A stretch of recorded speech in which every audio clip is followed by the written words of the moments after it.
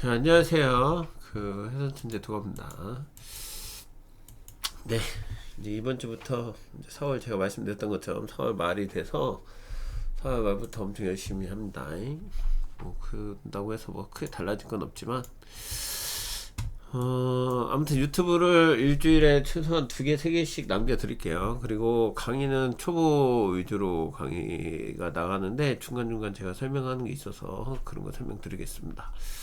자, 쉽게 생각을 해서 뭐 경제적인 얘기는 차트적으로 풀이하든 경제로 얘기를 하든 문제는 그 모든 거의 시작과 끝이 있어요. 그러니까 이 시작이 어떻게 돼서 어떻게 끝났냐를 보고 얘기를 하는 건데, 이 끝이 나지 않는 것들은 어차피 계속 지속이 되는 거니까. 잘 보시면 여기는 하락은 관세에 대해서 얘기가 나왔던 부분에서 계속 리스크가 있으니까 이 리스크에 대해서 생각을 하는 건데, 그거보단 그러니까 이렇게 생각하시면 돼요. 모든 주식은, 그러니까 해선도 어차피 주식에 들어가는 거니까 해외 주식이든 뭐든 이렇게 상승을 하면 이렇게 하락을 하잖아요. 근데 하락을 하는 이유가 이익 실현을 합니다. 이익 실현. 근데 이 상승이 계속 지속이 되면 이익 실현을 언제 해요? 문제가 되는 거지, 그치? 그러면 이때 눈치 싸움을 합니다. 누구나 다 눈치 싸움을 해요. 그래서 어떤 주식이든 오를 때 이렇게 오르다가 하락할 때도 마찬가지로 이렇게 하락을 합니다. 근데 이게 수익 실현을 하긴 해야 되잖아요. 근데 그 와중에 계속 횡보를 하다가 트럼프가 되고 나서 더 이상 상승이 없이 박스권 유지됩니다. 근데 이거를 이겨낼 수 있는 방법은 이렇게 생각하시면 돼요. 상승은 곧 돈이 들어가야 돼. 그러니까 돈이 투입이 돼야 돼요. 그죠? 그리고 하락은 결론은 돈이 빠져나가는 거야. 이렇게 되게 간단한 문제예요. 돈이 투입이 되냐, 돈이 빠져나가냐. 그러니까 예를 들어서 금리를 올리면 시중에 돈이 일로 갈 거 아니야, 그쵸? 금리가 올랐으니까 시중에 돈이 줄어들잖아. 그러니까 이 돈들이 간단 말이야. 그러면은 금리가 오를수록 주식은 하락할 가능성이 높지, 그치? 무조건 이건 아니지만 하락할 가능성이 높아진다는 거야. 그런 것처럼 지금 금리를 낮춰달라고 얘기하는 건 추경을 하기에는 애매하고, 추경을 해서 돈을 더 풀기에는 애매하단 말이야. 왜? 인플레이션이 너무 세기 때문에 이게, 그러니까 인플레이션이 안정화를 시키기 위해서 지금 노력을 했단 말이에요, 여태까지. 근데 제일 중요한 건 현재 관세에 대해서 계속 싸우고 있어. 그러니까 이게 관세 전쟁이라고 볼 수 있는 거야. 그러니까 전쟁이라는 얘기가 있으면은 어떻게 돼? 불안하잖아. 그러니까 이 불안감이 계속 증폭되고 있다. 근데 언제 끝날지 모르지. 왜? 중국하고 미국이 서로 붙어서. 근데 지금 트럼프 대통령이, 트럼프라고 하면 되죠. 트럼프 대통령이 가장 지금 계속 얘기를 하는 거는 뭐냐, 중국도 그렇지만 전 세계적으로도 그렇지만 관세를 올리는 거를 필두로 하는 게 아니라 궁극적인 목적은 협상을 하는 게 목적이에요. 그러니까 우선 야, 25% 이렇게 때려놓고 여기에서 이거는 15%, 이거는 10%. 그러니까 유리한 거. 그러니까 미국이 유리한 거는 최대한 맞춰서 하려고 협상을 하는 거지.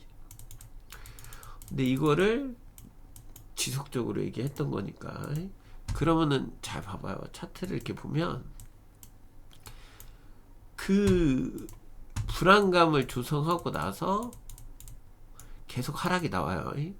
그러니까 이게 이익 실현을 하는 거야. 이익 실현을 하는데 어찌되었든지 간에 이익 실현을 하게 되면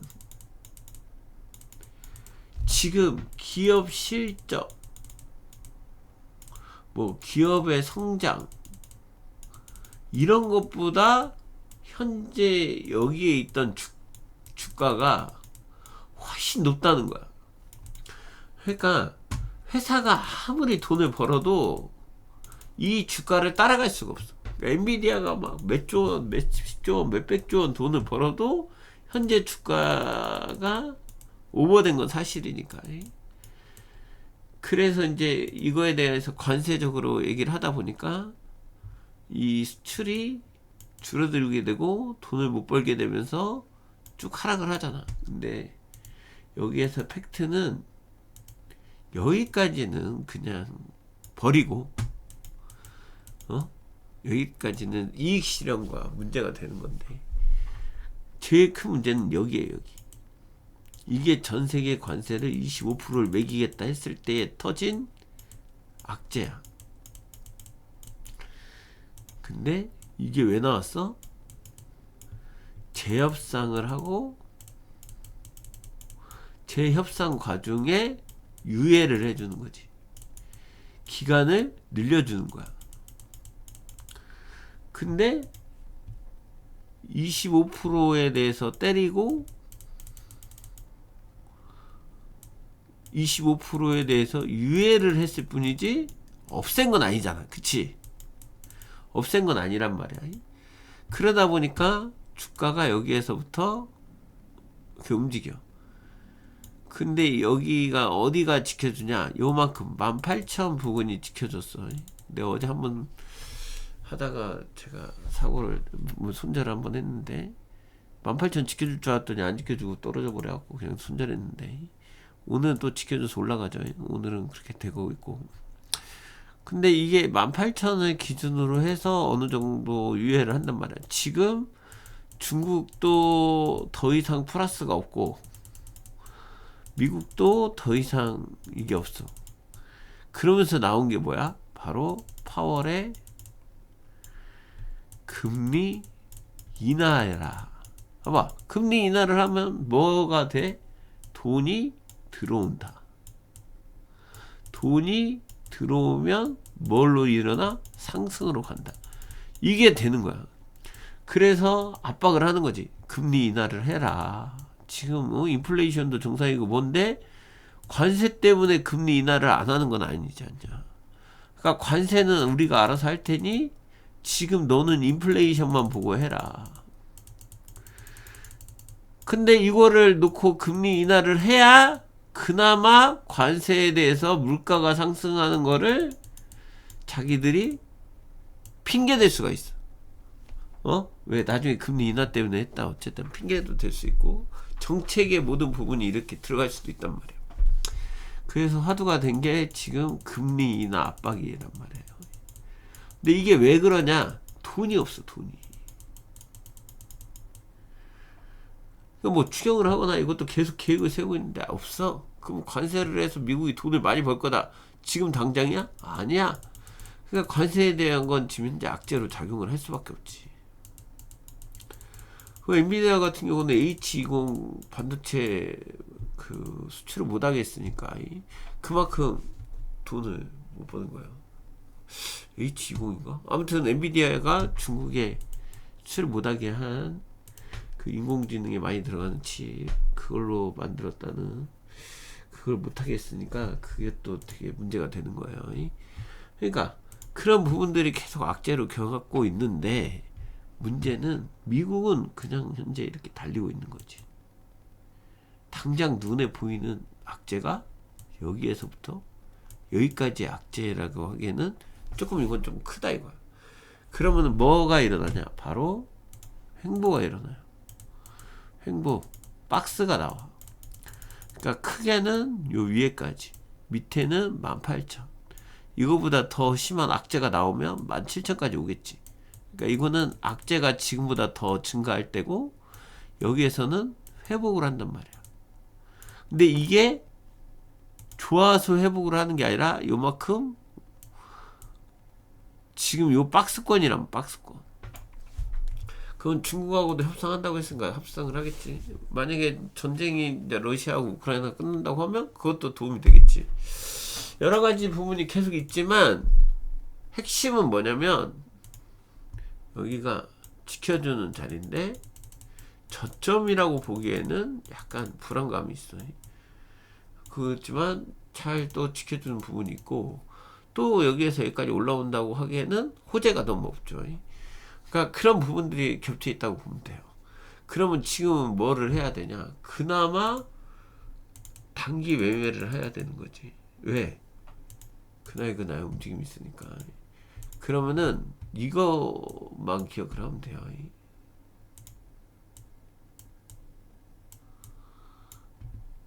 그죠? 여기가 우리가 깨지면서 지켜줄 줄 알았는데 깨지면서 더 그랬지만 이렇게 그러니까 박스권이 계속 생겨나는 거야.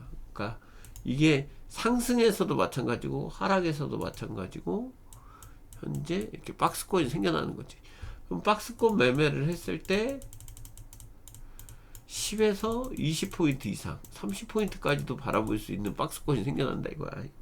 그러면은 현재 지금 이것만 보면 여기 이렇게 지금 여기 현재 보면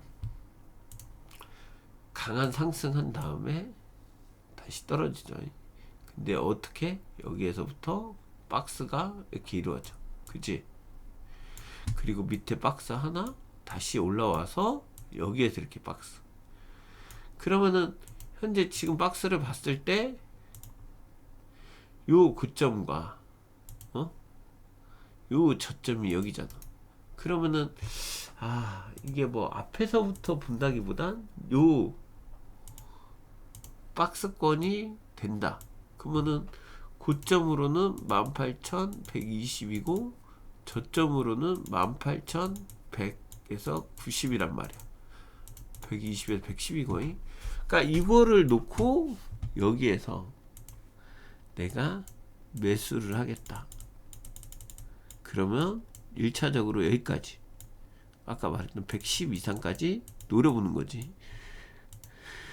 근데 핵심은 뭐냐면 지켜줄 때의 이 자리들이 항상 거의 다 왔을 때 사는 게 아니라 와서 지켜주는 걸 보고 사는 거야. 그러니까 이렇게 계속 밑꼬리가 달리면서 지켜준다거나 이런 거야. 깨질 때는 어떻게 깨져? 강하게 깨져. 이 음봉이 만약에 이렇게 깨졌다. 지금 깨지고 있잖아. 그러면 요 깨지자마자 다음 봉에 바로 못 올라오면 하락 후 상승해서 여기가 뭐가 돼? 여기가 저항이 되는 거야.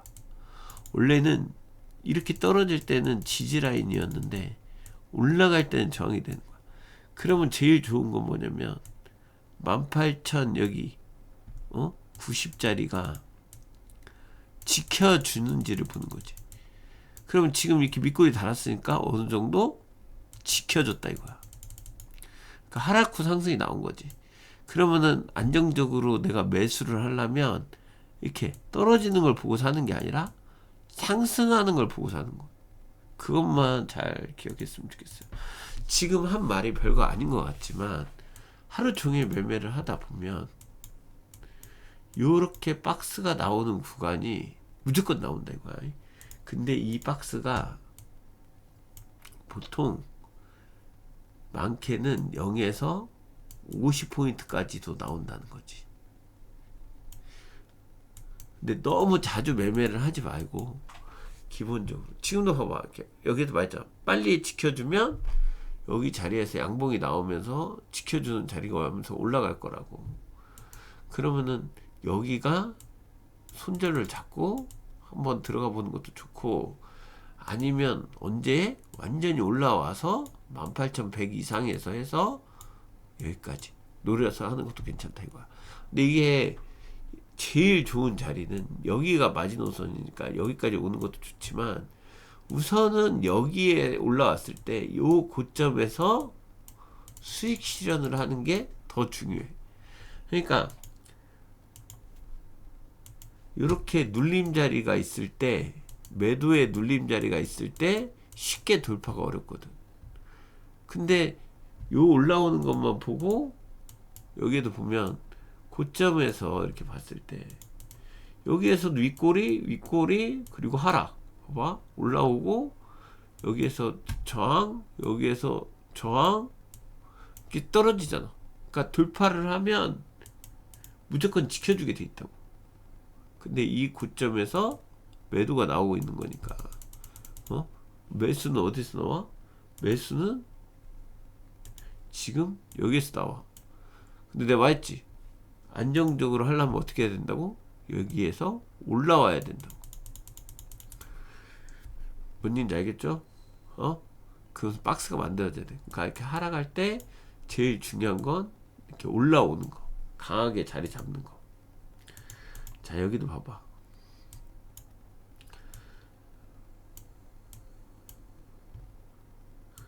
자, 여기서도 하락할 때 지켜주고 올라오는 거를 보는 게 중요하다. 그러니까 안 깨지는 게 중요하지. 우선은 여기에서 잘 지켜주는 자리는 여기가 제일 센 자리잖아. 그치? 그러니까 여기 근처까지 기다리든가. 요 한 번 왔다고 해서 무조건 사는 게 아니라 완전히 지켜주는 걸 보고, 응? 완전히 떨어지는 걸 보고, 위에서 매도할 거면 완전히 떨어지는 걸 보고. 그러니까 이게 차이가 있어요. 완전히 상승하는 걸 좀 늦더라도, 왜 우리는 여기가 고점이면 여기에 사서 요만큼만 먹어도 되니까 여기서부터 꼭 먹어야 될 필요는 없으니까 그걸 잘 기억해서 했으면 좋겠어요. 이게 뭐 맞든 안 맞든 뭐 크게 여러분들한테 도움이 된다 안 된다 이런 걸 떠나서 실질적으로 우리가 잘 하고 있고 이런 부분을 가지고 어느 정도 대비를 하면서 할 수 있잖아. 여기까지 오면 손절을 해야겠다. 여기까지 오면 익절을 해야겠다. 왜 여기쯤에서 익절을 해야 되나? 18,100에서 120 사이에서 왜 여기에 오면 잘 지켜주는 건가? 여기가 왜 좋은 건가? 이런 것들을 차트를 보면서 알 수 있지. 이거는 단기 매매에 대해서 얘기하는 거예요. 전반적인 얘기는 여기에서 봤을 때 똑같은 얘기야. 지켜줄 자리에서 매수가 잘 들어오는가? 응? 그런 얘기야. 제일 좋은 자리는 여기저기. 여기는 진짜 세니까. 차라리 17,000대 오면 여기 훨씬 더 매수가 쉽지. 17,000에서 16,500 사이.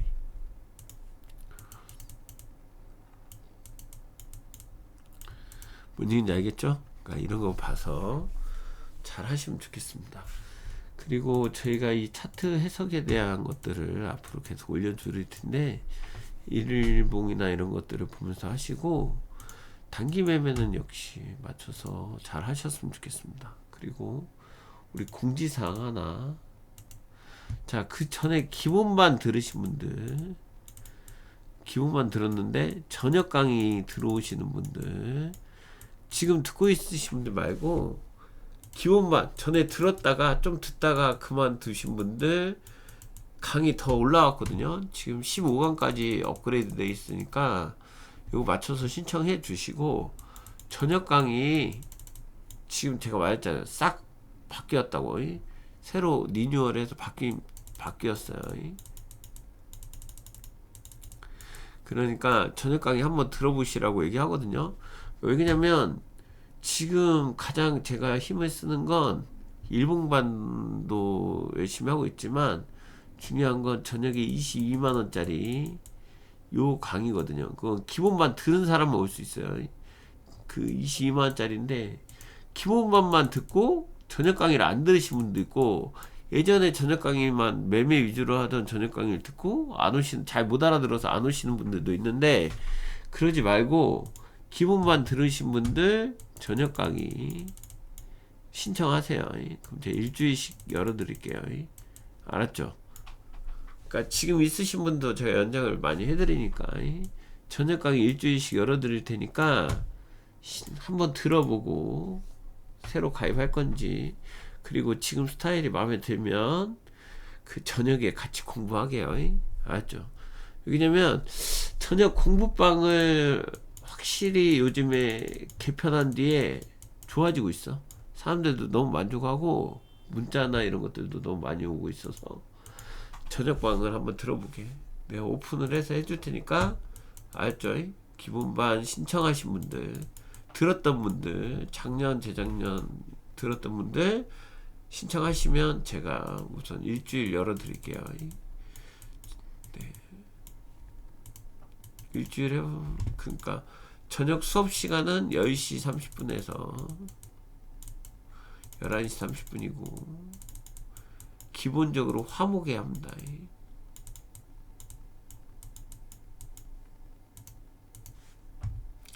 네, 알았죠? 일주일 서비스 해드릴 테니까 일주일씩 들어보고 나서 같이 할 건지 안 할 건지.